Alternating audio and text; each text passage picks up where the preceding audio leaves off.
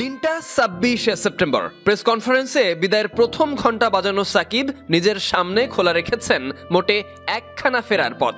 Press কনফারেন্সে সাকিব নিজেও হয়তো জানতেন যেটা বলছেন সেটা অপ্রাসঙ্গিক, তাই অপ্রাসঙ্গিক হলেও বলে ফেলা কথাটা অনেকের কাছে শুনতেও তেমনই লেগেছে। তবে চরম বাস্তবতা, ইতিহাসের সবকিছুরই ইতি আছে, সাকিবও সেটারই অংশ। ক্রিকেট এ জাতির আবেগ, আর ক্রিকেটাররা যেন হৃদস্পন্দনের মতো, সেটা থেমে গেলে এমন ভাবতেও তো অবাক লাগে।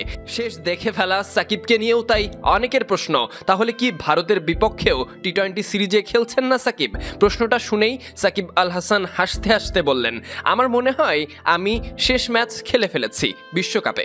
অর্থাৎ কানপুর টেস্ট খেলেই সাকিব ফিরে যাবেন। আগামী ৬ অক্টোবর থেকে হতে যাওয়া আসন্ন টি-20 সিরিজে আর দেখা যাবে না অভিজ্ঞ এই অলরাউন্ডারকে। তবে ভবিষ্যতে কি আর দেখা যেতে পারে? আপাতত টি-20 নিয়ে ভাবনা না থাকলেও ফেরার একটা ইঙ্গিত দিয়ে রাখলেন সাকিব। কানপুরের সংবাদ সম্মেলনে সেসব নিয়েই কথা বলেছেন সাকিব। এ সময় টেস্ট ক্রিকেট থেকে অবসর নিয়ে কথা বলেন। প্রাসঙ্গিক না হলেও টি-20 ঘিরেও নিজের পরিকল্পনার কথাও জানিয়েছেন। সাকিব জাতীয় দলের হয়ে এখন পর্যন্ত ৭০খানা টেস্ট খেলেছেন, ৪,৬০০ রান করেছেন। দেশের পক্ষে সর্বোচ্চ ২৪২ উইকেট নিয়েছেন এই অলরাউন্ডার। টি-20 খেলেছেন ১২৯টি। তার ব্যাট থেকে এই ফরম্যাটে ২,৫৫১ রান এসেছে, উইকেট নিয়েছেন ১৪৯টি। দেশরা অলরাউন্ডার দেশে ফিরতে পারলে অক্টোবরে মিরপুরের ক্যারিয়ারের শেষ টেস্টটাও খেলে ফেলবেন, এমনটাই জানিয়েছেন। তবে টি-20তে ফেরার একটা উল্লেখযোগ্য পথও খোলা রেখেছেন দেশের প্রয়োজনে, যদি কখনো তাকে দরকার পড়ে। অ্যাট দি সেম টাইম টি-20তেও আমার আসলে একই ধরনের চিন্তা, আমি হয়তো এটা অপ্রাসঙ্গিক হলেও বলে ফেলতে চাই, কারণ হচ্ছে টি-20 নিয়েও আমাদের কথা হয়েছে। সিলেক্টর এবং প্রেসিডেন্ট বোর্ডের সবার সাথে এটা নিয়েও আমি কথা বলেছি যে আমার কাছে মনে হয় this is the right time যে টি-20 থেকেও আমি মুভ অন করি এবং আপাতত নেক্সট যে কিছু সিরিজগুলো আছে, কিছু নতুন প্লেয়ার আসুক, নতুন প্লেয়ারদের সুযোগ দেওয়া হোক। অ্যাট দি সেম টাইম আমি যদি ফ্র্যাঞ্চাইজি লিগ খেলাগুলোর সুযোগ পাই, এখানে ভালো করতে থাকি।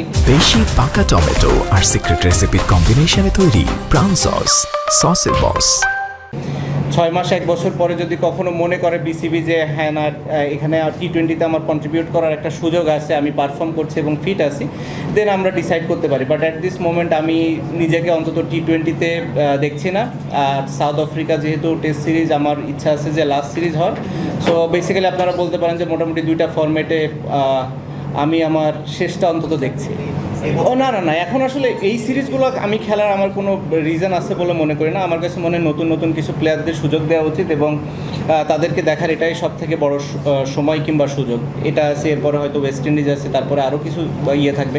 আমার মনে হয় ২০২৬ সালের যদি দিকে বাংলাদেশ ক্রিকেট বোর্ড চিন্তা তাকায়, তাহলে সেটাই হবে সব থেকে ভালো দিক এবং এটা আমরা সবাই মিলে ডিসিশন নিয়েছি এবং আমরা সবাই এটাতে একমত।